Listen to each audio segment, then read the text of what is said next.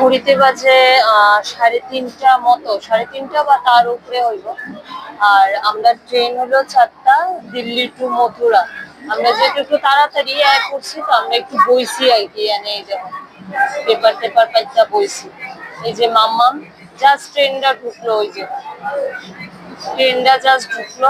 তো মাম্মাম দেখো মনে হইতেছে মানে অক্ষণে গিয়ে বইয়ে যাবো, তো মাম্মাম বইলেই ট্রেনটা ছাড়বো, এমন এক্সাইটমেন্ট। মাম্মাম রেডি। তো যাই হোক ট্রেনটা জাস্ট আইছে। তো 4টায় যেহেতু আরো দেরি আছে, আস্তে ধীরে আমরাও এখন উঠুম, ট্রেনে বমু। 2 ঘন্টার জার্নি, 2 ঘন্টা পরে মথুরা। মথুরা গিয়া আবার হোটেল থেকে তোমরা সাথে আইতাছি। আর এখন গরমটা একটু ফিল হইতাছে, স্টেশন তো প্রচন্ড মানে দুই সাইড থেকে গরম, এখন গরমটা একটু ফিল হইতাছে। এই যে মাম্মামের বাবা